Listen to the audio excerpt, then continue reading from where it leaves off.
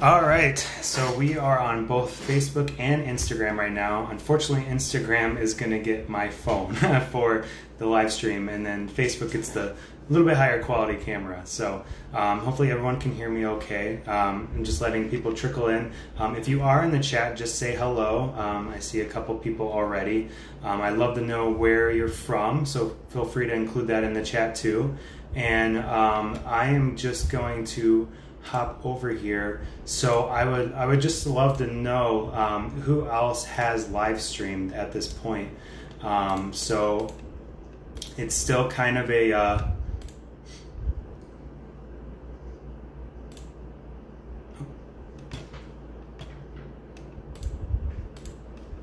there we go. We went off for a second. So it's still kind of a brave new world with live streaming, but so far the setup we've used has worked really well, and I really like it. So for those who are wondering, so I have kind of experimented with basically offering two options. So we are doing a kind of a standard package where we would possibly use our Sling Studio, or we would just use something like a Cam Link, or like any kind of basically capture card and just run one camera through there. But really where it's at, I think, is this multicam live streaming that we've been doing with the Sling Studio. It's really cool, and it saves us so much time because we're basically doing the full edit there while we're on site. And so I'm going to just pop over here. I'm going to see some of the questions that I had got so far and answer some of those.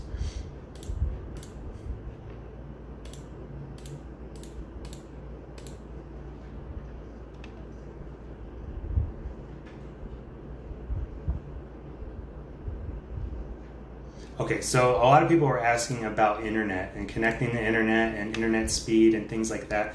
So pretty much when the one that I did recently, the wedding I did last week, we were able just to use Wi-Fi the whole time and had no issues. Now, this is a little bit more contemporary Christian church, a little bit more modern with their technology, so there really was no issues as far as internet. Now, the Sling Studio does have an option to do Ethernet, which I would probably highly recommend normally.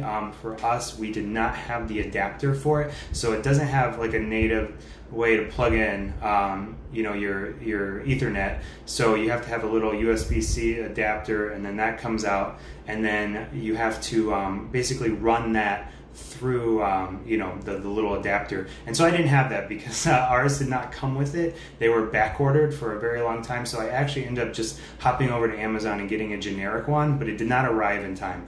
Luckily, we didn't need to worry about that because we were totally connected to the Wi-Fi with no issues. So that was not a problem at all. That actually worked really well. Now let's see what else we got here as far as questions. Give me 1 second. I'm kind of new to this multitasking while live streaming and reading comments. So let me see here. Lag, that was one I saw a lot. So yes, the Sling Studio does have lag. It actually kind of helps in a weird way. Because of that slight delay when you're mixing, it kind of allows you to cut after something has happened. So for example, if I was doing like a 2-person interview and I have a close-up and a wide and another close-up, they're going to be done speaking before it's actually live on the feed. So I could hit whichever clip I want on Sling Studio immediately before then. So that will work out actually in a benefit. Now, where the lag would not work out very well is if you were needing to show something in real time. So this would be, for example, if say it was like a concert and they wanted you to broadcast the stream onto a projector while you were also live streaming to YouTube, there's going to be a delay between the musicians playing and what's on the screen. So it would not work for there. I don't know if there's a way to fix that. I'm still kind of new to this whole Sling Studio and live streaming thing. So I don't know if there's a fix for that, but as far as I've seen, there is a slight delay, but it was not enough to cause an issue for me. All right, let's hop over here, see what other questions we got.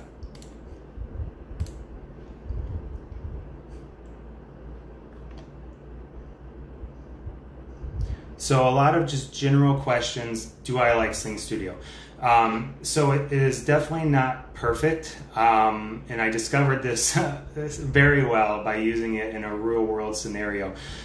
So one of my biggest concerns is my issue with my cameras and 4K and plugging in and some things along there. And so to explain that, so I'm a huge Sony fanboy, but there is a huge issue that I have with my Sony mirrorless cameras.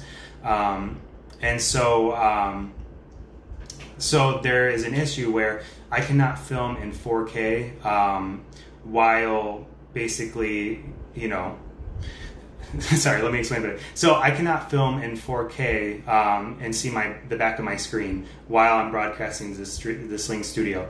So, for example, if I needed to film something like a wedding in 4K, I would not be able to also see the back of my screen. I would have to resort to looking at the Sling Studio app or something along those ways. Now, there is a workaround that I've seen, and that is getting a recorder like an Atomos Ninja and recording to that and then using the Ninja to then broadcast to your live stream. That would allow you to be able to have a screen that you could see basically. But as far as I have seen, this is a major issue with like the Sony mirrorless cameras, and it's not just Sony either. Apparently it's also something in some of the Panasonics like the GH5. You will run into the issue if you want to film in 4K and you want to broadcast a live stream, you will not be able to see the back of your screen. So you would have to resort to 1080, or you'd have to have dedicated cameras dedicated just to doing the live stream, or you just need a different camera that can handle that. So let me dive back over here.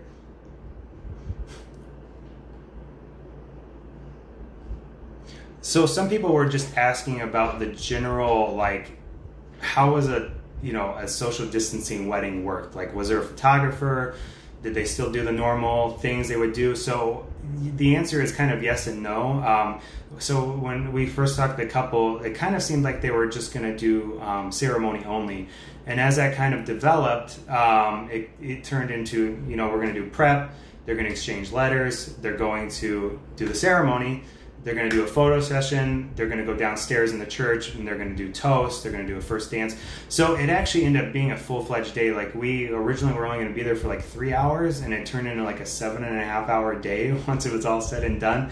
And so, I think for the most part, I think these social distancing weddings, regardless if it's 10 people, 50 people, 2 people, and just a couple and us there, I think it'd still be a full-fledged day, and I think you can make an awesome story out of that. If anything, I feel like their story in their wedding film is going to be even better now, because there was just more emotion, because it was such a tight group compared to when we do, a big wedding with 400 people. You just kind of lose everyone. I mean, it's just like a huge crowd.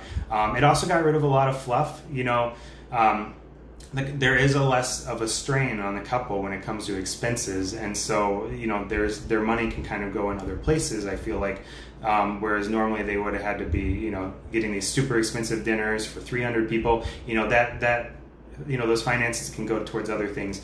Also, it got rid of like a lot of the cheesy jokes during the toast. No Google jokes were said that I can recall. It was just straight to the point, super emotional, funny, everything.